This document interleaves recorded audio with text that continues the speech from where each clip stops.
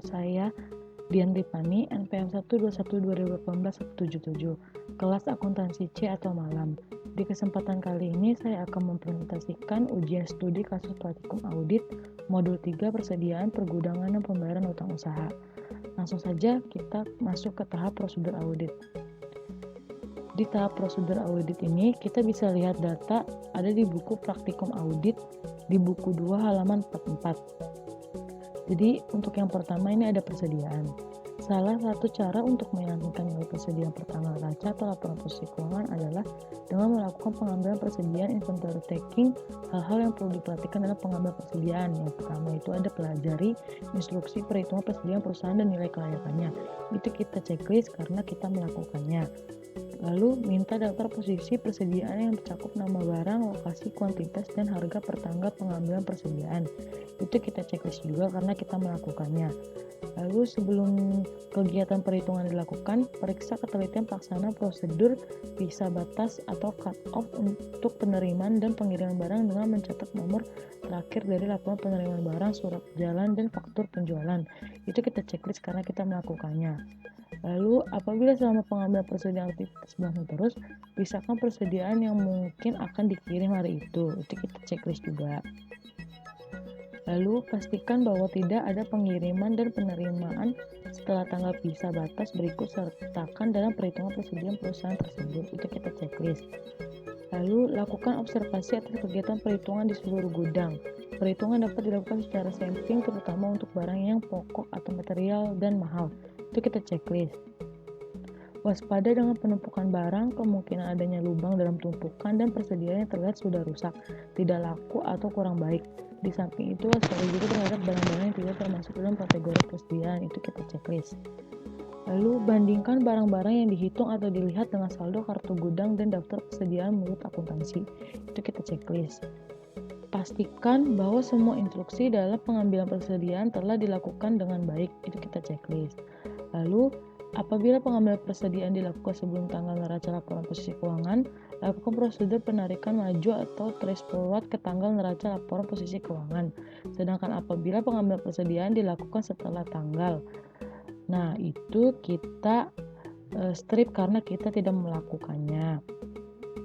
Lalu yang kedua, uji penilaian harga persediaan dan membandingkan pada faktur atau data lain dari pelanggan. Untuk itu pilih barang yang bernilai material dalam daftar persediaan, itu kita strip karena kita tidak melakukannya.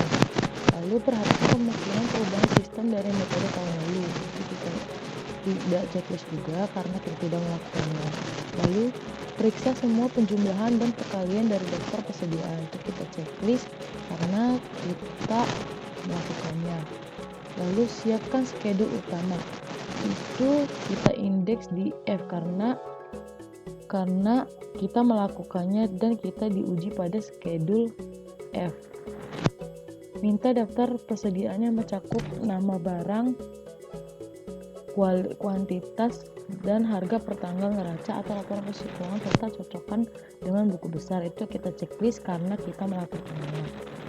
Lalu lakukan penelaahan analitis untuk melihat kewajaran dari nilai persediaan, misalnya dengan adanya kelebihan persediaan disebabkan pembelian yang berlebihan, barangnya penjualannya lambat, atau usang absolut, itu kita uji di RP.1.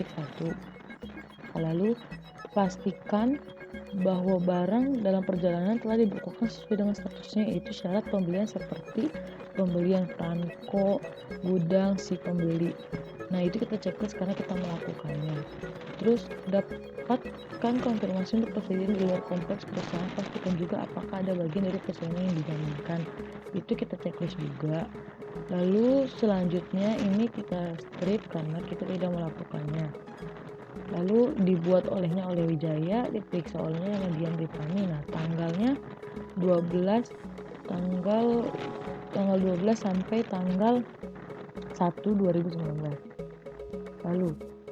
Lalu karena PT Sugus ini tidak ada data pajak pertambahan nilai masukan, maka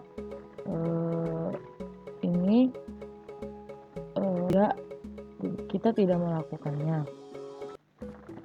Nah, untuk beban pokok penjualan yang kita lakukan yaitu yakinkan bahwa harga pokok produksi dicatat berdasarkan perhitungan yang didukung bukti-bukti. Itu kita uji di PL2. Lalu dalam pemeriksaan pembelian, lakukan pemeriksaan atas pembeli secara acak pada tahun berjalan dengan melakukan faktor pembelian baik jumlah harga syarat pembelian dengan mencocokkan pada pesanan pembelian dan laporan penerimaan barang. Itu kita uji di PL2.1. Lalu periksa kebenaran perhitungan matematis pada faktor pembelian dan memo debit. Itu kita checklist karena kita melakukannya. Lalu periksa kebenaran PPN masukan atas pembelian barang atau jasa kena pajak. Itu kita checklist karena kita melakukannya. Terus untuk yang nomor 10, 11 dan seterusnya itu nggak kita lakukan, jadi nggak kita checklist. Lalu diperiksa olehnya tetap nama kalian, dibuat olehnya oleh Jaya. Lalu di sini ada utang usaha. Yang pertama, minta daftar utang usaha, periksa saldo masing-masing kreditur ke buku utang, lakukan rekonsiliasi dengan saldo buku besar. Itu kita uji di M1 nanti. Tentukan saldo yang akan dikonfirmasi dan kirimkan surat konfirmasi kepada kreditur. Itu kita uji di MM1.1. Lalu catat utang bersaldo debit, periksa penyebabnya dan teliti sejak kapan terjadinya serta lakukan informasi atas saldo tersebut. Itu kita uji di M1. Lalu untuk nomor 4 dan 5 itu nggak kita lakukan.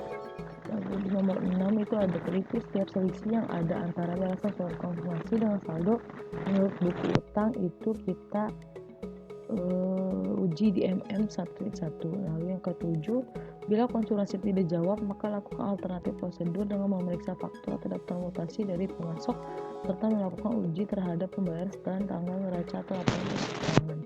Itu kita uji di MM1.1. Lalu untuk nomor 8 sampai 9 itu nggak kita lakukan, jadi nggak kita checklist. Lalu yang ke-10, lakukan tes subsequent payment dan uji pisah batas tes cut off untuk pisah batas tanggal neraca ke laporan hasil keuangan. Itu kita uji di PL2.1. Lalu yang ke-11 ada buat catatan kerja dengan kesimpulan hasil pemeriksaan. Kita uji di M1. Lalu ini sama, diperiksa oleh nama kalian. Lalu kita masuk ke jurnal koreksi.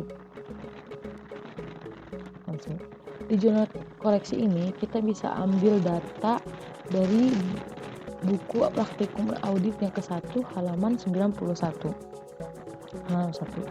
Di sini ada beberapa data yang harus di jurnal koreksi ini. Yang pertama itu ada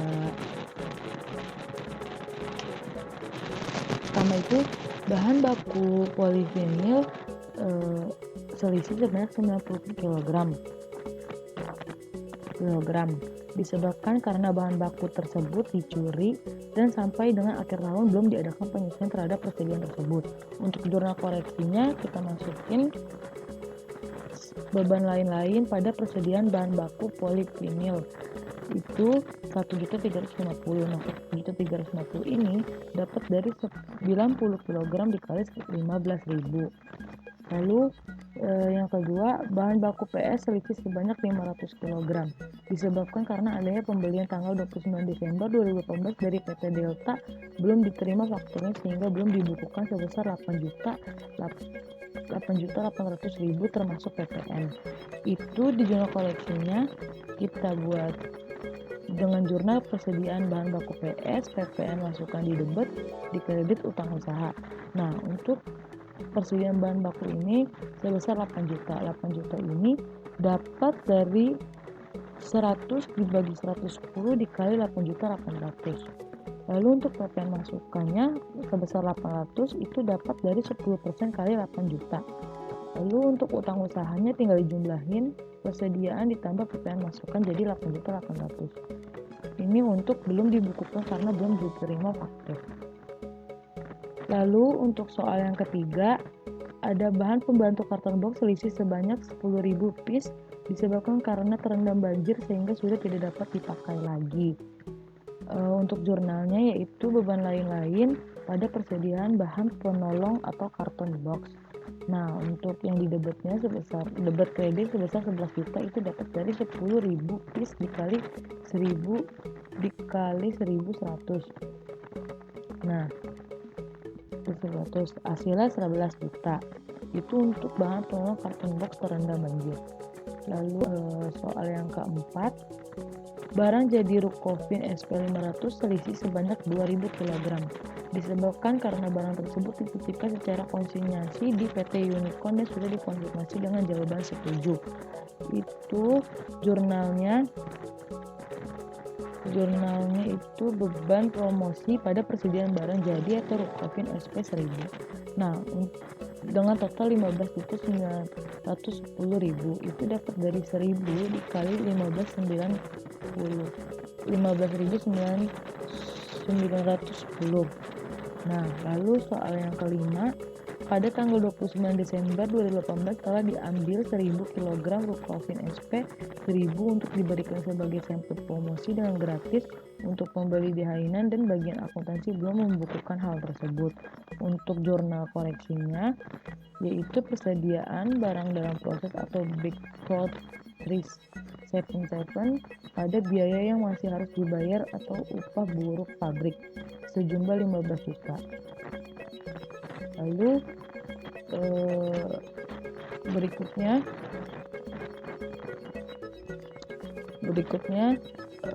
berdasarkan si pemisahan lapor baik produk 3 ditemukan kekurangan pembebanan upah buruh pabrik yang belum dibayar dari tanggal 26 sampai dengan 29 Desember 2018 selama 4 hari yang pembayarannya dilakukan pada tanggal 3 Januari 2019 sebesar 15 juta.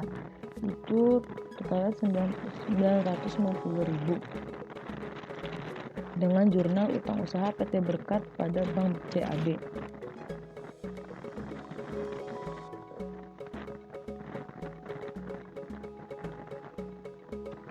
Untuk karena adanya giro yang sudah diberikan pada PT Elang tetapi belum dikeliringkan oleh PT Elang, itu kita jurnalinya Bank CAB pada utang usaha sebesar 22 juta rupiah. Lalu kita masuk ke tahap skedul persediaan. Di skedul persediaan ini ada beberapa macam.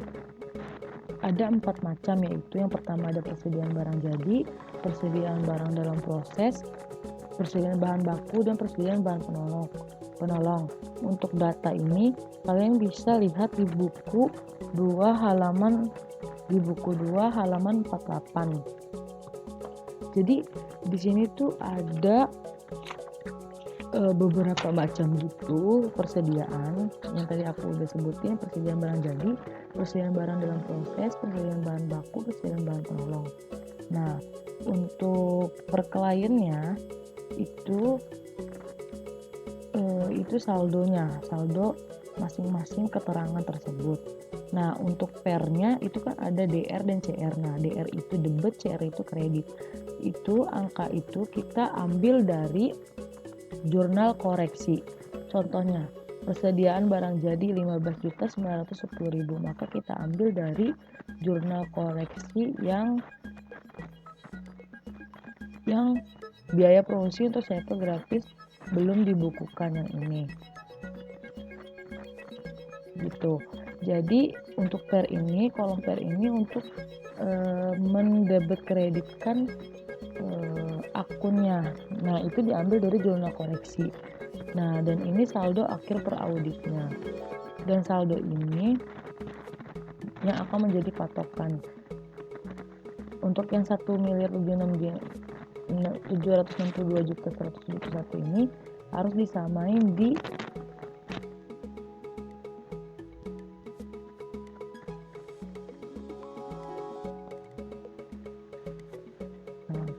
ini untuk persediaan. Nah, di bawah ini seperti biasa diperiksanya ditulis nama kalian. Lalu kita masuk ke tahap skedul persediaan barang jadi, yaitu F1. Nah, di F1 ini bisa kita lihat ada macam-macam dari persediaan barang jadi, yaitu ada Rukofin SP 500, Rukofin SP 800, Rukofin SP 1000, dan Rukofin SP 1500. Untuk per klien ini saldo awalnya per klien,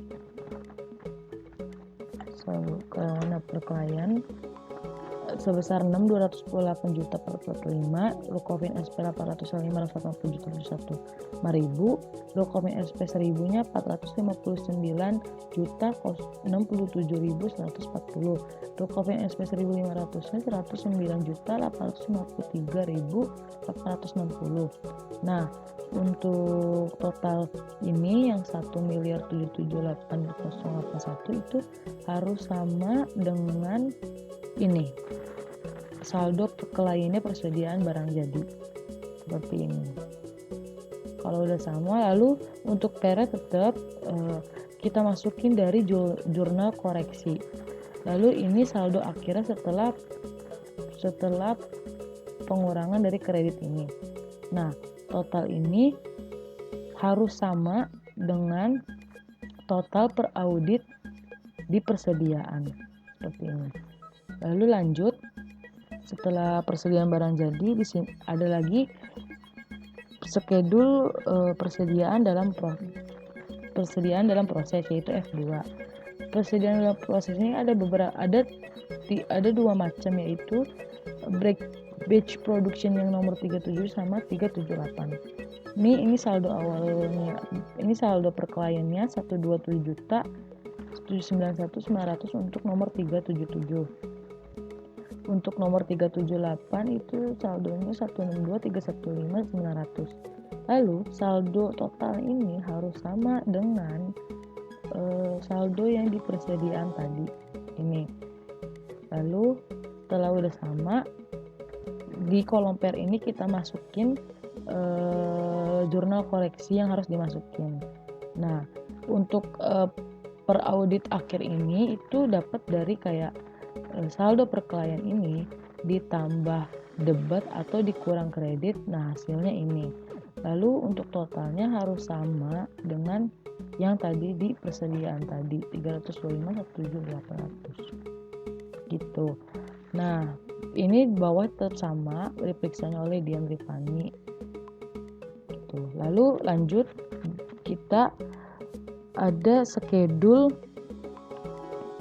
persediaan bahan baku. Nah, itu F3.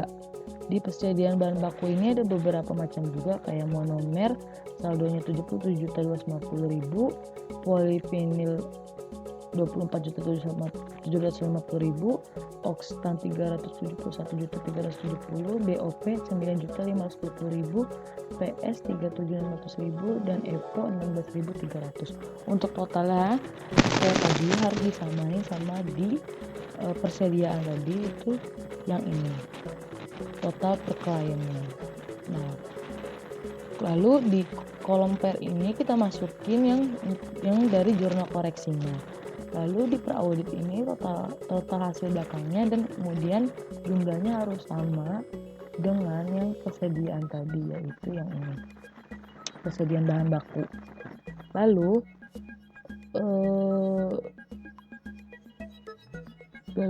kita lanjut lagi ke kolom skedul persediaan bahan penolong, yaitu F4. Di bahan penolong ini ada 4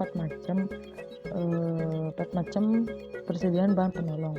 Yang pertama ada drum warna dengan saldo 45 juta, drum polos 24 juta, karton box 68.838.000, lem 5.600. Nah, seperti biasa PR kita isi dengan jurnal koreksi, lalu kita audit hingga akhir 2018 Desember itu dengan total 126.843. Harus kita samain dengan yang tadi di persediaan 126.843, hasilnya sama. Lalu tahap selanjutnya kita ke skedul perhitungan fisik persediaan, yaitu di sini kita lihat kolomnya ya. Jadi ada beberapa bahan baku seperti monomer itu di fisikal 51500 tapi di kartunya 51500, tidak ada perbedaan, maka nggak ada keterangan. Untuk polipinil itu dia di fisikal 1560 tapi di kartunya dengan jumlah 1650, maka ada perbedaan 90. Nah itu keterangannya itu bahan baku dicuri. Lalu untuk oktan dan DOP itu tidak ada perbedaan lagi. Nah, terus untuk PS ini di sini untuk fisiknya 2850, untuk kartunya 2350, ada selisih 500, itu dinamakan belum terima faktur pajak. Sebelumnya maaf, untuk lihat perhitungan fisik persediaan ini kalian bisa lihat datanya di buku 1 halaman 90. Nah, langsung lanjut lagi. Untuk EPO itu tidak ada perbedaan. Lalu untuk bahan penolong ada perbedaan di karton box, dia di fisikal 52.580, di kartunya 62.580, ada minus 10.000. Nah itu minus 10.000 ini dinamakan bahan terendam banjir. Lalu di persediaan akhir itu ada Rukofin SP500 yang di fisikal 37.500, yang di kartunya 39.500, maka ada selisih 2.000. Nah itu selisih tersebut yaitu barang telah dikonsinyasi di PT Unicorn. Nah untuk yang Rukofin SP 1000 itu juga dia ada perbedaan juga, yaitu dia di fisiknya 27.854, di kartunya 28.854, ada selisih 1.000. Nah itu yang dinamakan barang sampel digunakan untuk promosi. Lalu berikutnya kita uji transaksi pembelian, yaitu TOC 3. Nah, untuk di sini itu kita lihat ya. Di sini ada PT Delta dengan jumlah 20 juta. Dia di sini membuktikan bukti pendukung, ada otorisasinya, ada footing, ada buku pembelian, kartu persediaan, dan buku besar. Nah, untuk PT Elang dengan jumlah 30 juta, ada bukti pendukungnya, otorisasinya, footing, periksa pencatatan ke buku pembelian, buku persediaan, buku besar. Terus ada PT Fitra dengan jumlah 40 juta, dia ada bukti pendukungnya, ada otorisasinya, footing, buku pembelian, kartu persediaan, dan buku besar. Lalu untuk PT Gaya ada 50 dengan jumlah 50 juta, ada bukti pendukung, otorisasi, footing, dan buku pembelian, kartu persediaan, buku besar. Lalu ada PT Hero dengan jumlah 60 juta, itu dia ada bukti pendukungnya, otorisasinya, footing, buku pembelian, kartu persediaan, dan buku besar. Lalu ada PT Indah itu dengan jumlah 70 juta, itu ada bukti pendukung, otorisasi, footing, buku pembelian, kartu persediaan, buku besar. Lalu dengan PT Berkat itu dia dengan jumlah 75 juta, itu dengan 25 juta itu tidak ada bukti pendukung, otorisasi, footing, dan lain-lainnya. Itu sampai dengan PT Elang tidak ada bukti pendukung, otorisasi, footing, atau periksa pencatatan ke buku pembelian, kartu persediaan, dan buku besar. Lalu untuk tahap berikutnya itu ada skedul utang usaha di M1. Nah, di M1 ini ada beberapa perusahaan dengan saldonya itu yang akan diaudit gitu. Nah, untuk per ini, untuk yang PT Berkat dengan per 990.000 ini tuh karena si PT Berkat ini ada kesalahan pencatatan gitu. Jadi karena dia nggak setuju, jadi dia kayak karena ada kesalahan pencatatan. Dan untuk PT Delta dia di sini CR ada 8.800.000 itu dikarenakan ada pembelian yang belum tercatat. Lalu untuk PT Elang itu karena adanya giro yang belum dikirimkan. Jadi itu yang merubah dia untuk gak setuju gitu. Nah, lalu selanjutnya ini ada saldo-saldonya. Untuk utang usaha ini kita ngambil datanya itu dari buku 2 halaman 60 dan untuk data-datanya dari buku 1 halaman 94. Lalu untuk tahap selanjutnya ada daftar konfirmasi dan pengeluaran setelah tanggal neraca, yaitu di MM1.1. Nah, untuk di sini itu ada beberapa nama pemasoknya, alamatnya, dan jumlah saldonya.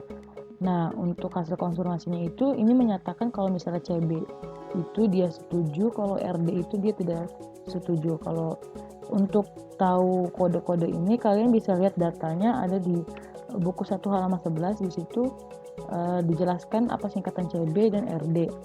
Kalau untuk CB itu setuju, kalau RD itu dia merasa kayak tidak cocok, ada utang usaha yang belum tercatat. Kayak misalnya si PT Berkas ini dia tidak setuju karena ada selisih 950.000 yang belum dicatat di utang usahanya. Terus ada juga PT Delta dengan selisih 8.800.000 karena belum tercatat. Udah PT Elang dan nggak setuju karena ada 2 juta yang belum tercatat juga. Jadi gitu. Lalu untuk selanjutnya kita masuk ke tahap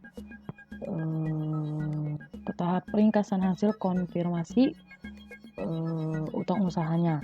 Kita di MM1.2 kita buka. Nah, di sini itu penjelasannya. Jadi di sini ada saldo menurut konfirmasi. Berikut data ini dapat dari buku 2 halaman 62. Nah, untuk saldo menurut konfirmasi ini, jumlah konfirmasi ini tuh 6. Kalau 6 itu karena dia setuju dengan jumlah 711.559.100 dengan persentase tahun berjalan 56% dan persentase tahun lalu 67%. Lalu di sini selisih yang dilaporkan jumlah konfirmasinya 3 karena dia setuju dengan jumlah 567.367.000, persen tahun berjalannya 45%, persen tahun lalunya 53%. Lalu di sini ada selisih dengan pembukuan klien sebesar 9.810 dengan persentase tahun berjalan 1%, persentase tahun lalu 1%. Terus total yang dikirimnya itu ada 9 dengan jumlah 1.269.116.100. Nah, itu untuk data tersebut ini bisa diambil dari MN1.1 ini, yaitu dengan jumlah per kliennya ini.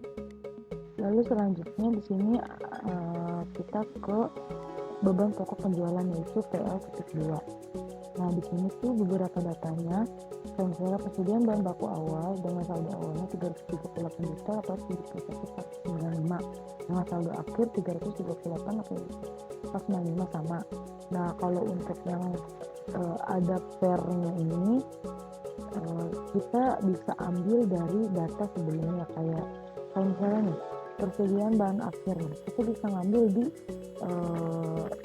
sheet yang tadi persediaan bahan akhir itu. Jadi untuk ini saldo awalnya kayak misalnya persediaan akhir dengan saldo awal 658 juta 349.900 dengan debitnya 12 juta 350.000 dan dikreditkan 88 juta dengan hasil audit akhirnya sebesar 662 juta 69.900. Lalu selanjutnya kita uji pisah batas pembelian, yaitu di PL 2.1. Nah, di sini ada nama pelanggan yang dengan jumlah saldonya. Yang pertama ada nomor 0029 PT Delta dengan jumlah 20 juta.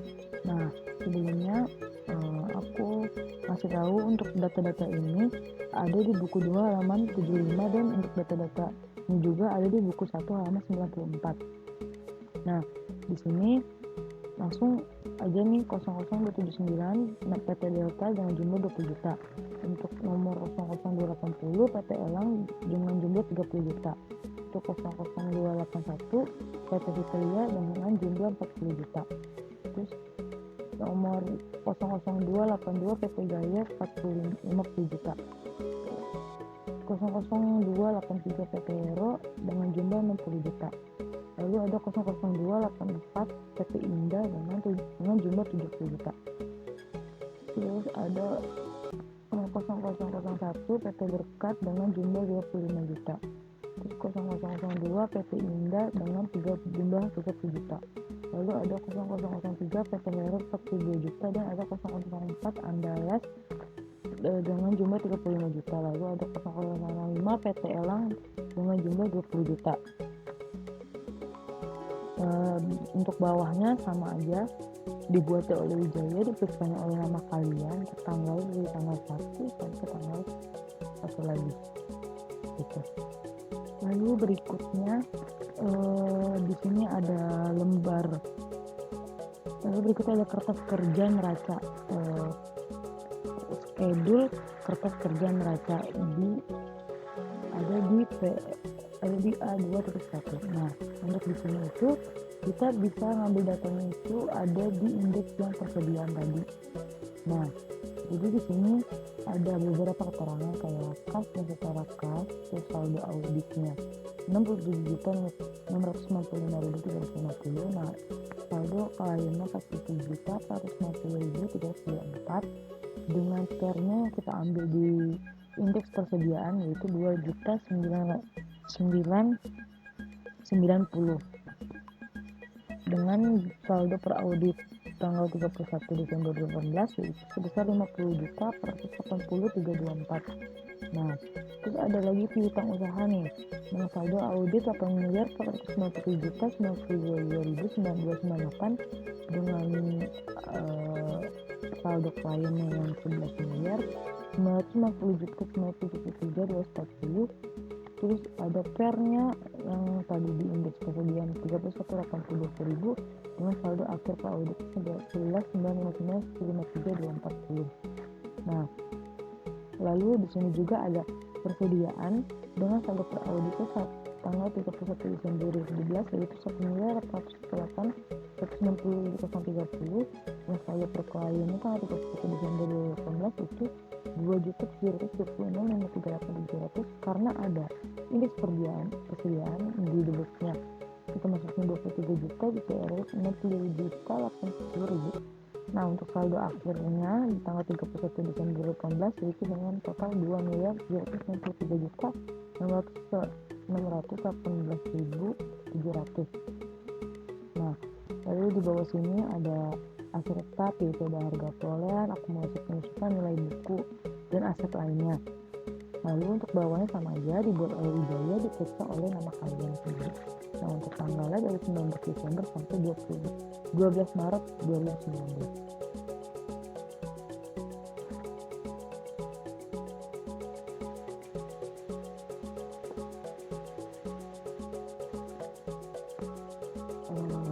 Lalu untuk berikutnya ada lanjutannya juga di A2.2 ini yaitu untuk kewajiban dan ekuitasnya. Kayak utang usaha ini saldo per audit itu 1.068.203.500 dengan saldo per kliennya 1.259.116.100.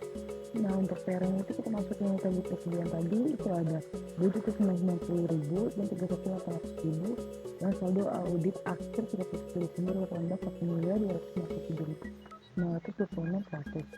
Nah, itu sama aja. Di sini juga ada utang lain, utang pajak yang masih harus dibayar, utang bank, utang sewa pembelian jangka pendek, utang bank, utang sewa pembelian jangka panjang, lalu ada ekuitas juga, modal saham. Nah, untuk di bawahnya juga sama, diperiksanya oleh nama kalian. Untuk di lembar ini juga lanjutan juga dari laporan neraca kerja kertas kerjanya di A32 juga sama. Nah, untuk di A32 ini tuh untuk kertas kerja laba rugi. Nah, jadi di sini tuh ada saldo awal tahunnya kita kalian semuanya, saldo per klien dan saldo akhir per audit 31 Desember 2018. Lalu ada laba tahun berjalannya dan saldo akhir tahunnya. Untuk bawahnya sama, kita masukin kita sendiri untuk diperiksa olehnya. Sekian presentasi ujian studi kasus praktikum audit modul 3 persediaan, pergudangan dan pembayaran utang usaha. Kurang lebihnya mohon maaf. Terima kasih. Wassalamualaikum warahmatullahi wabarakatuh.